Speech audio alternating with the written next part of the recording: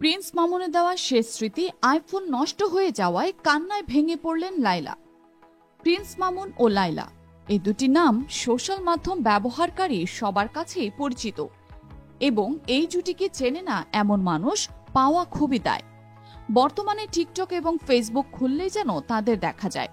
তবে প্রিন্স মামুন ও লায়লার সম্পর্কের ভাঙনের পর তাদের আর একসাথে তেমনভাবে দেখা যায়নি। তবুও যেন ভালোবাসা কোথাও না কোথাও রয়েই গেছে একে অপরের প্রতি।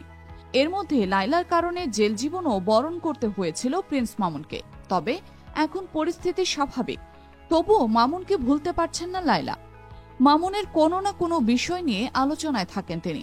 সম্প্রতি এক ইন্টারভিউতে লায়লা বলেছিলেন, মামুনের সঙ্গে আমার সব সম্পর্ক এখানেই শেষ। না, যে ব্যক্তিটা আমার জীবনে নাই, আমার আশেপাশে নাই, তার ছবি নিয়ে আমি আর কতদিন শোক প্রকাশ করব। সো আমি ফাইনালি ডিসাইড করেছি যে আমাদের যে ছবিটা ছিল খুব ভাইরাল একটা ছবি ছিল অ্যান্ড খুব ফেমাস একটা ছবি ছিল। তো ওই ছবিটার মানুষটাই যখন নাই তখন ছবি থেকে কি হবে? সেই মানুষ তো জীবিত, এমন না তো সেই মানুষ দুনিয়া থেকে নাই। সেই মানুষ দুনিয়াতে আছে, ভালো আছে। তো তার স্মৃতি আমার বই বেড়ানোর তো কোনো কারণ নাই। আমি এতদিন ধরে ট্রাই করেছি, ভেবেছি সে ফিরে আসবে, এখন বুঝতে পেরেছি সে আর কোনোদিনও ফিরে আসবে না। তার ছবিরও আমার দরকার নেই। ঘরের দেয়ালে টানানো ছবিটিও তিনি সরিয়ে ফেলেছিলেন, আর কখনো মামুনের সঙ্গে কথাও বলতে চান না, এমনটাই জানিয়েছেন। তবে এবার মামুনের দেওয়া শেষ উপহার আইফোন নষ্ট হয়ে যাওয়ায় রাজধানীর যমুনা ফিউচার পার্কের ফোনের দোকানে এসে কান্নায় ভেঙে পড়েন লায়লা। জানা যায়, মামুনের দেওয়া শেষ স্মৃতি আইফোন রিপেয়ার করতে দিয়েছিলেন লায়লা। আমার ফোনটা ঠিক করতে দিয়েছিলাম, তো আজকে ফোনটা ডেলিভারি দেওয়ার কথা, এই জন্য ফিচার পার্কে আসলে কোন ফোনটা যেন ঠিক করতে দিয়েছি, মানে ওই ফোনটার সঙ্গে নাকি আপনার অনেক স্মৃতি ছিল জড়িত।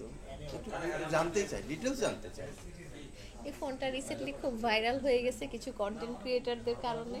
কারণ আমরা যখন পাবনাতে গেলাম তখন সবাই ফোনটা দিয়ে ধরে টরে ভিডিও করে ফোনের উপর নজর লাগাই দিছে। ফোনের উপর নজর লাগছে দেখি ফোনটা নষ্ট হয়েছে, নাহলে ফোনটা এতদিন ঠিকই ছিল, বুঝছেন? কি হয়েছিল মূল কাহিনীটা? মূল কাহিনীটা যেটা হচ্ছে যে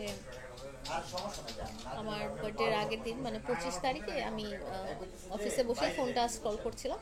হঠাৎ করে ফোনটা একটা জায়গায় লক হয়ে গেল এবং লক হয়ে যাওয়ার পরে কিন্তু সেখান থেকে জানানো হয় ফোনটি আর ঠিক হবে না।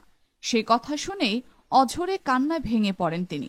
লায়লা বলেন, মামুনের দেওয়া এটাই আমার কাছে শেষ স্মৃতি ছিল, সেটাও নষ্ট হয়ে গেল।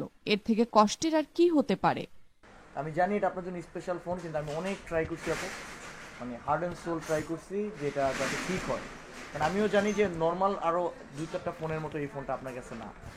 তো আপু এটা আমরা সব জায়গায় ট্রাই করছি, আর বাংলাদেশের যারা এক্সপার্ট, ইভেন আমি আপনাকে বলছি যে চাইলে আমি বাইরেও নিয়ে যেতে পারি, বাট ফোনটা তো রিকভার করার পসিবল হয় না। ফোনটা আসলে মানে ঠিক হবে এখনও শিওর না, মানে এখন পর্যন্ত বলতে পারি ফোনটা ঠিক হবে না। এটা একটা স্যাড নিউজ আপনার জন্য। এখন আমরা এটা খুবই দুঃখিত, কারণ আমরা আপনি যেভাবে বলছেন আমি ওইভাবেই ট্রাই করছি, এবং আমি আরও চাইছি যে আপনি স্পেশাল ফোনটা ঠিক থাকুক, কিন্তু সেটা তো পসিবল হয় না আপু।